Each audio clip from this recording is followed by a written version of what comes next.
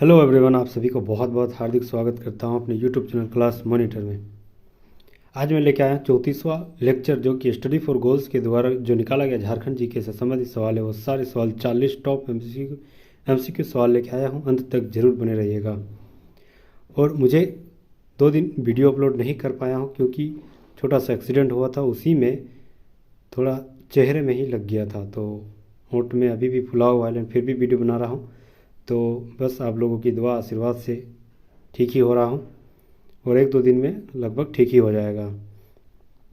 तो बिना देरी के शुरुआत करते हैं। 40 टॉप एमसीक्यू सवाल में आपका जोरदार स्वागत है। अंत तक जरूर बने रहिएगा। अंत में हम लोग देखेंगे कुछ झारखंड के ऐसे पर्यटक स्थल जो हैं जो उसके उपनाम से जाना जाता है। ठीक है, कुछ ऐसे ज़िले भी हैं जो उपनाम से जाना जाता है। वो सारे सवाल हम लोग देखेंगे इसी वीडियो में, इसीलिए अंत तक जरूर बने रहिएगा। नए हैं तो प्लीज़ सब्सक्राइब कर लीजिएगा दोस्तों, अहलो अयाल के साथ जरूर शेयर कर दीजिएगा।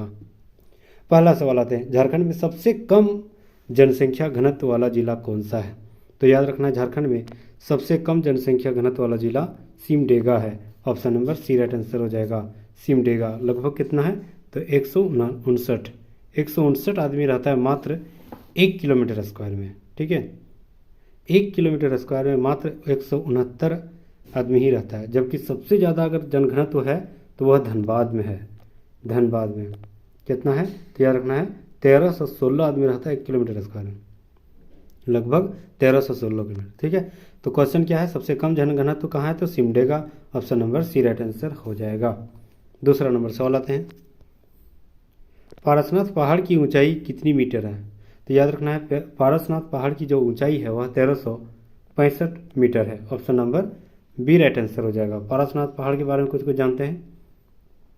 यह किस जिले में है? तो याद रखना, गिरिडीह जिले के मधुबन शहर में स्थित है पारसनाथ पहाड़। ठीक है, यहाँ जैन धर्म के 24 जैन तीर्थकरों में से 20 तीर्थकर जो है, अकेले 20 तीर्थकरों ने यहीं पर निर्वाण प्राप्त किया है।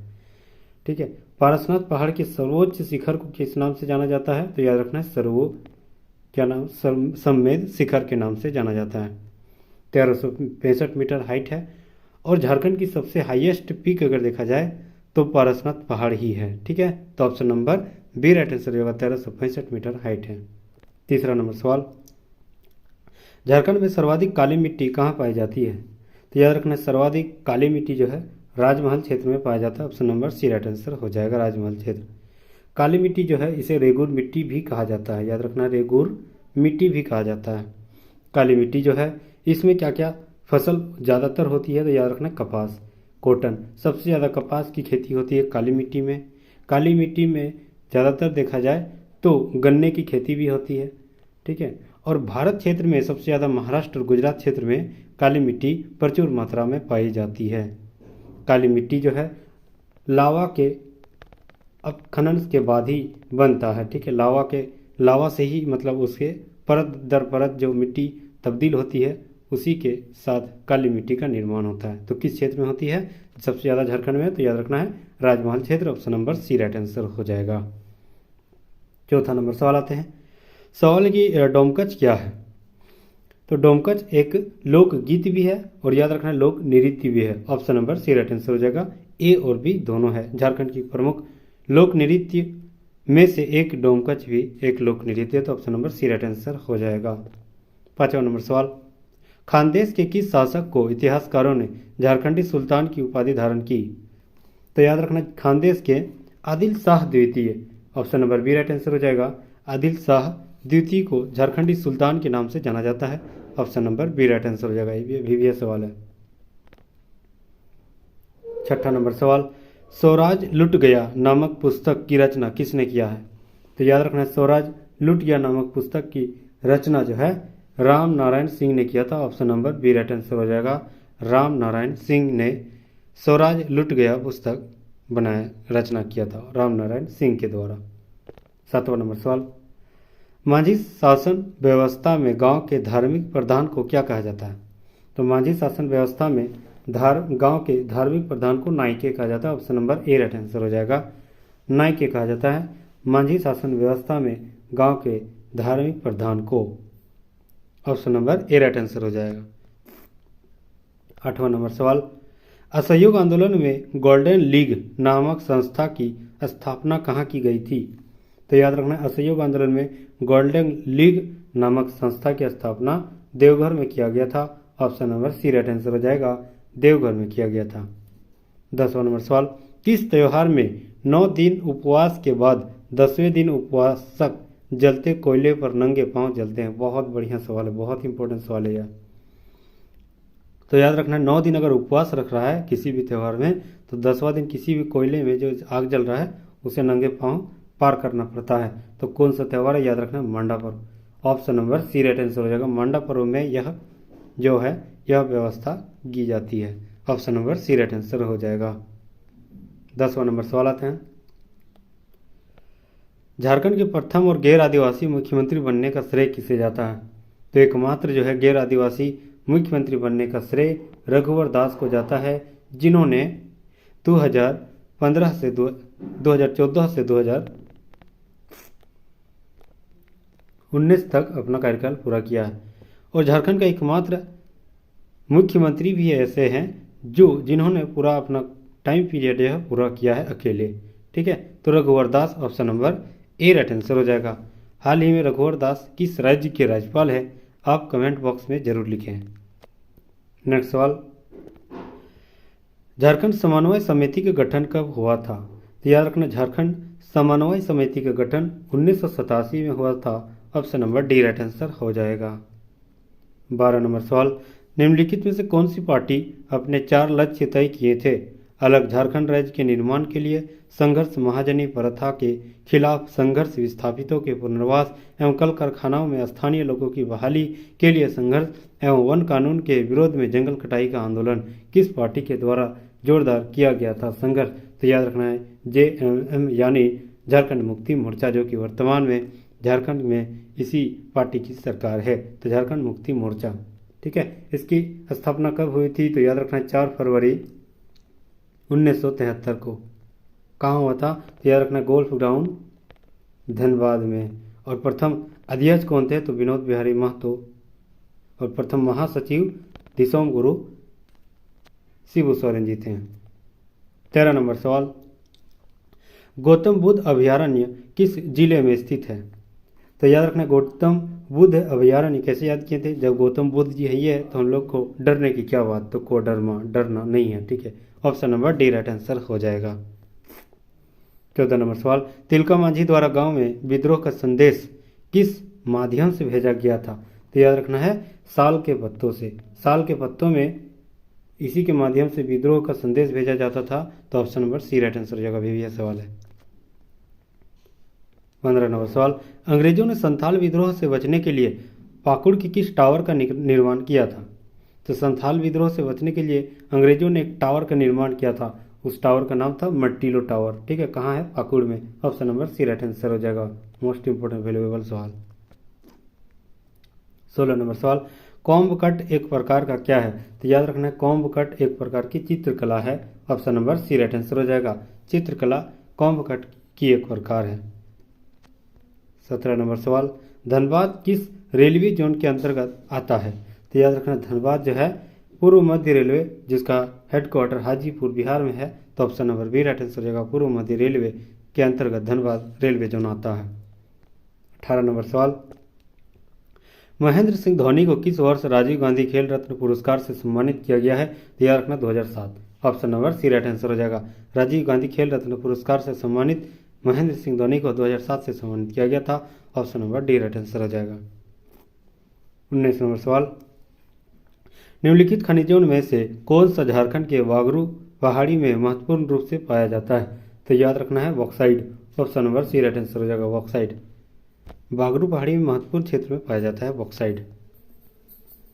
20वां नंबर सवाल, झारखंड के सिलवानुस डुंगडुंग किस खेल के पूर्व खिलाड़ी के रूप से जाना जाता है? तो सिलवानुस डुंगडुंग जो है हॉकी खेल से संबंधी रखती है। Option number D right answer हो जाएगा, हॉकी। 20वां नंबर सवाल, कोयला भंडार में झारखंड का कौन सा स्थान है? तो भंडार की दृष्टि से देखा जाए तो झारखंड में पहला है। याद रखना है झारखंड में पहला है भंडार की दृष्टि से, और प्रोडक्शन के मामले में देखा जाए यानी उत्पादन के मामले में तो तीसरा है। 22 नंबर सवाल, इनमें से कौन सी झारखंड की चित्रकला शैली है तो याद रखना झारखंड की चित्रकला कौन सी है, तो याद रखना Jadopatia, option number B right answer हो जाएगा।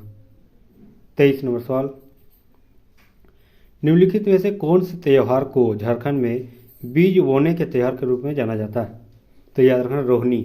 रोहिणी त्यौहार जो है बीज बोने का त्यौहार है, option number B right answer हो जाएगा।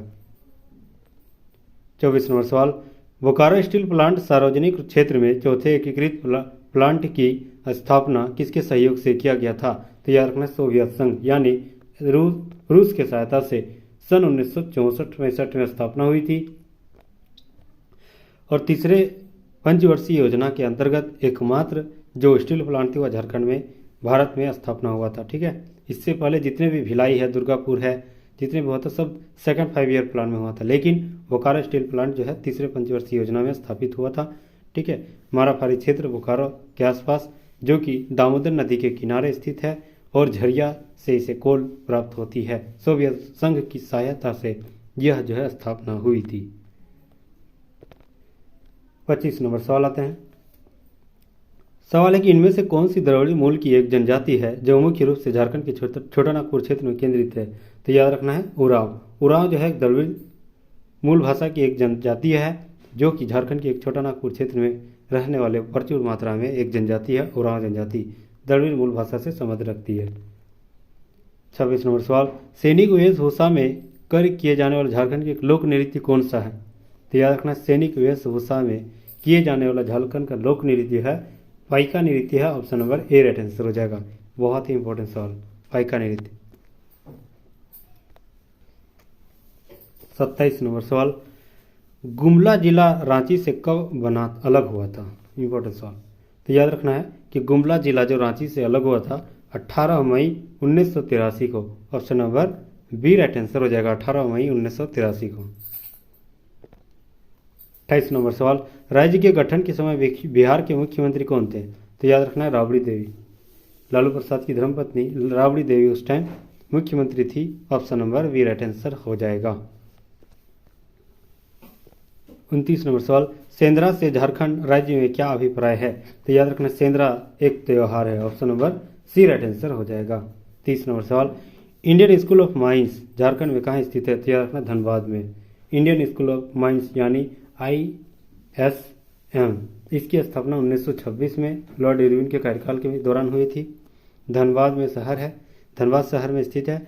और 2016 में नरेंद्र मोदी के कार्यकाल के दौरान IIT का दर्जा झारखंड के एकमात्र कॉलेज को मिला, वह ISM ही है, तो option number A right answer हो जाएगा, धनबाद में स्थित है।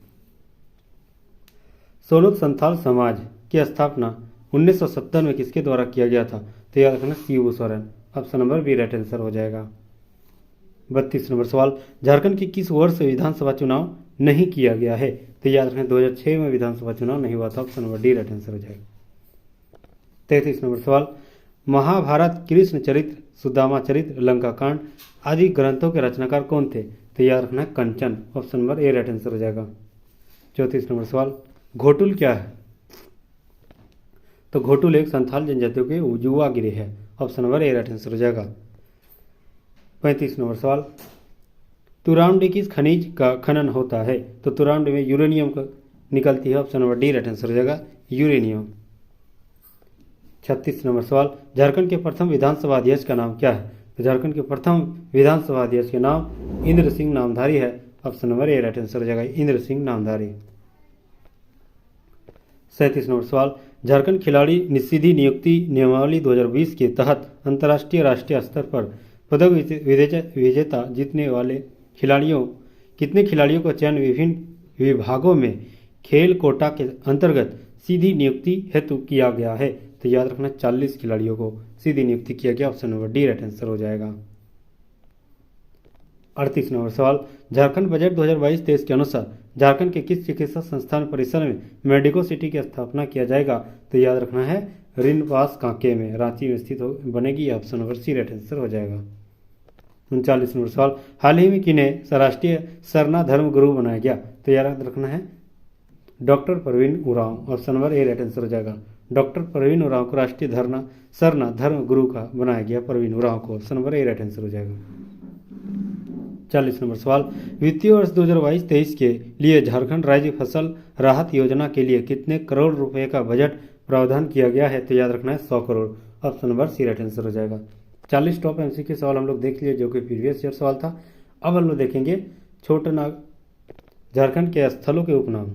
ठीक है, छोटा नागपुर की हल्दी घाटी किसे कहा जाता है? तो याद रखना कोराम्बे को कहा जाता है। बंगाल की राजधानी किसे कहा जाता है? तो याद रखना राजमहल को कहा जाता है। शहीदों का नगर किसे कहा जाता है? तो याद रखना रांची को कहा जाता है। बंगाल का प्रवेश द्वार किसे कहा जाता है? तो याद रखना तेलियागढ़ को कहा जाता है। छोटा नागपुर की रानी किसे कहा जाता है? तो याद रखना नेतरहाट को। नेक्स्ट सवाल, 700 पहाड़ियों का क्षेत्र किसे कहा जाता है? याद रखना सारंडा क्षेत्र पश्चिमी सिंहभूम में स्थित है। पहाड़ियों को मल्लिका किसे कहा जाता है? याद रखना नेतरहाट को कहा जाता है। बंगाल का शोक किसे कहा जाता है? याद रखना दामोदर को कहा जाता है। भारत की अभ्रक राजधानी या अभ्रक नगरी किसे कहा जाता है? तो याद रखना है कोडरमा को कहा जाता है। भारत का स्विट्जरलैंड किसे कहा जाता है? याद रखना है छोटा नागपुर क्षेत्र को कहा जाता है। झारखंड की शिमला किसे कहा जाता है? तो याद रखना है रांची को झारखंड की शिमला कहा जाता है। भारत का रूर और झारखंड का खजाना क्षेत्र किस क्षेत्र को कहा जाता है? तो याद रखना छोटा नागपुर पठार को कहा जाता है। अगला सवाल, पंडे पुजारी की नगरी किसे कहा जाता है? तो याद रखना बासुकीनाथ धाम। खजानों का शहर कोयला नगरी किसे कहा जाता है? याद रखना धनबाद को। 7 पहाड़ियों सीतानगर, बमटनवाई, सिलोवार, भूसका, वंडग, विलियनरी और कनारी किस शहर में है? ये तो सब हजारीबाग में स्थित है। अगला सवाल, कारखानों का शहर इस्पात नगरी, भारत का पिट्सबर्ग किसे कहा जाता है? याद रखना जमशेदपुर को। झारखंड का शेफील्ड किसे कहा जाता है? याद रखना भेंड्रा बोकारो को। नेक्स्ट सवाल, मोटरिस्ट पैराडाइज किसे कहा जाता है? याद रखना रांची को कहा जाता है। सूर्यास्त सूर्योदय का सौंदर्य प्रकृति का दिल किसे कहा जाता है? याद रखना नेतरहाट को कहा जाता है। अगला सवाल, छोटा नागपुर का प्रवेश द्वार किसे कहा जाता है? याद रखना चतरा को। कारखानों का कारखाना किसे कहा जाता है? याद रखना HEC को। गाँव में बसा शहर दुनिया का एकमात्र एंग्लो इंडियन ग्राम मैक्सुलीगंज को कहा जाता है जो कि रांची में स्थित है। मंदिरों का शहर किसे कहा जाता है? याद रखना देवघर को। झारखंड स्थलीय महादेव वैद्यनाथ धाम मंदिर को कहा जाता है। खेल नगरी या खेल राजधानी जमशेदपुर को कहा जाता है। नेक्स्ट सवाल, मंदिरों का गांव मल्लूटी को कहा जाता है। ठीक है, तो यहाँ तक बने रहने के लिए बहुत बहुत शुक्रिया। Thank you so much guys. अगर आप नए हैं तो प्लीज़ सब्सक्राइब कर लीजिएगा, दोस्तों अलोयाल के साथ जरूर शेयर कर दीजिएगा। तब तक के लिए फिर नेक्स्ट वीडियो में फिर मिलेंगे हम लोग। तब तक के लिए जय हिंद, जय झारखंड। Thank you again.